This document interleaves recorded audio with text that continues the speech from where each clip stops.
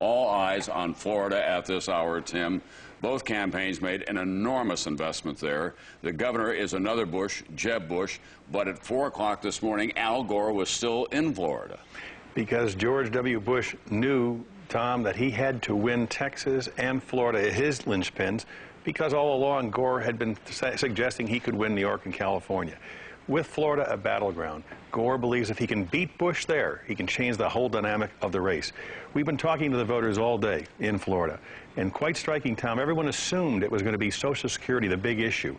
In fact, those 65 and older split evenly amongst the candidates. What we're looking at are the younger voters. The younger voters appear to have been much more favorably disposed to Al Gore. Why? Because of the economy. The race too close to call. We don't know yet about the African-American turnout in Florida. It is very, very dicey for George W. Bush to win this election without Florida. To win it without Florida and Pennsylvania or Michigan becomes a real reach, and it allows him to get maybe 272 electoral votes, if at all. Same with Al Gore. If Al Gore doesn't win Florida, Pennsylvania, Michigan, mathematically it just is not there for him. We make these decisions based on interviews that we conduct with the voters as they leave the polls, but we have to be absolutely certain that they match up with the actual returns as well, that they fit the models that have worked so well for us over the years. And as we say, in a half a dozen states at this hour, it's still too close to call. I'm sorry, Mr. Siegel, we're going to now project an important win for Vice President Al Gore. NBC News projects that he wins the 25 electoral votes in the state of Florida. It turns out that Governor Jeb Bush was not his brother's keeper. The family had been joking, and seriously, that it could be a cold Thanksgiving. Tim Russert, that's great news in Nashville tonight. That is a very, very, very important state for Al Gore. And now the pressure is on George W. Bush in Pennsylvania and Michigan. And those polls close in about 10 minutes, Tom. All along, George W. Bush had been telling everybody, I'm going to carry Florida. I already have Texas. I'm going to carry Florida and then move up north.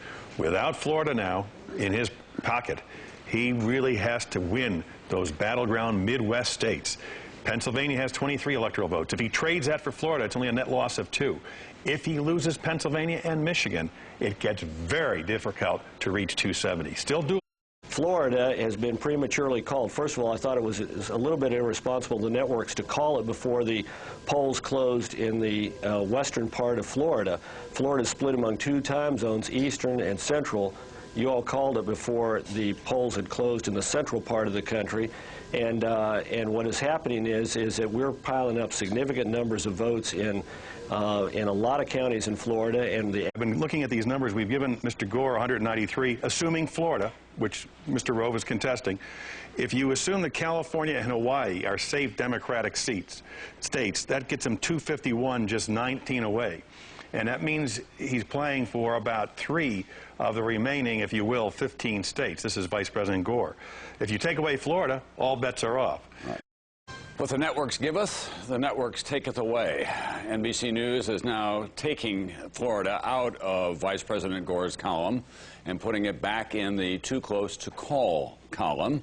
That has been the position of Governor Bush throughout the evening, and his chief strategist, Karl Rove, to say nothing of his brother, Jeb Bush, who is the governor of the state of Florida. We're told that just a few moments ago that Jeb Bush told his dad, former President Bush, that we won't know about Florida until at least midnight, between midnight and 1 a.m.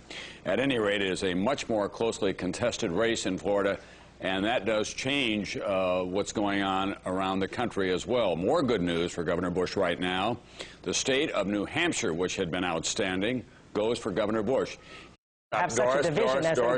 Doris. Uh-oh, something's happened. George Bush is the president-elect of the United States. He has won the state of Florida, according to our projections. 25 electoral votes.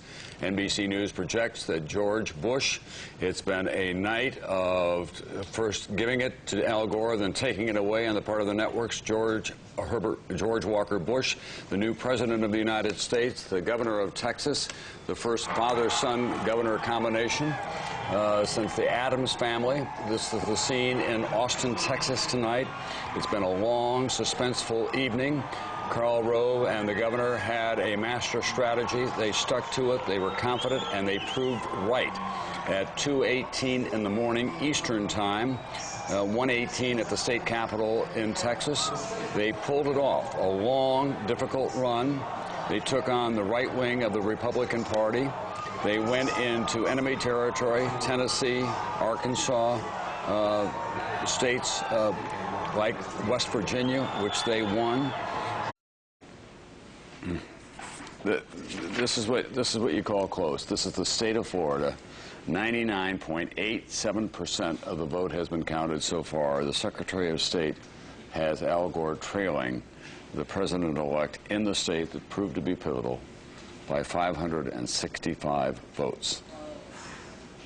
I've just gotten off the phone. It is in fact true that the vice president has called to recant his concession. I'm on the phone now on hold with an aide to Governor Bush trying to get more information. At this point, everybody is working the phones trying to find out the latest on Florida. But again, the most significant point here, we're not seeing Governor Bush because Al Gore has conceded, rather has recanted that concession that he gave earlier on this evening. So stand by. I'll try to get a little bit more information, and I'll get it to you as soon as I can. Okay. Thank you very much, David Gregory, Doris Kearns-Goodwin. You're writing history even as you watch it. There has never been anything like this in American presidential politics. Oh, I feel almost speechless, and I'm so tired of hearing myself talk that maybe that would be a good thing to be. Florida, I think it's fair to say, is still in play. It's just far too confusing. We're about to make an official call. It's just too confusing. Florida's been in play all night long. It has not been a sterling evening for vote projections in that state. Originally, NBC News and all the other networks projected that Al Gore would win Florida. Then at 2:18 this morning, we project. All right, we're officially saying that Florida is too close to call because of a recall. Campaign and voter counters are being called back to work to count absentee ballots. Will that be going on throughout the evening, so far as we know? Yes, it will be happening even as we speak. They're being called back tonight. So we take Florida away from George W. Bush. That means he is short of the 270 electoral votes that he needs to win. Tom, actually, all Al Gore needs is Florida. All George Bush needs is Florida. Oh, that's right. It's 249, right? It's down to Florida. It's Gore 249, right. Bush 246 right now. Right. With Florida, Oregon, and Wisconsin outstanding. But Oregon and Wisconsin are only 18 electoral votes. Right. They need Florida. Florida, Florida, Florida. Let me show you one more time, Tom. This is it, right here. Florida, Florida, Florida, Florida. It's that kind of night. Or morning. It isn't. Okay, the popular vote continues to widen on behalf of Al Gore. However this turns out, it does appear that at the end of the evening that he'll be able to turn to Tipper and say, I was a choice of more people than Texas Governor George W. Bush. 174,000 now is the lead that he has over the Texas governor. This has been one long, bizarre, exciting, frustrating, anxious-driven night of American presidential politics. It is not over, ladies and gentlemen. Thank all of you for this long evening. It's going to be a long day ahead.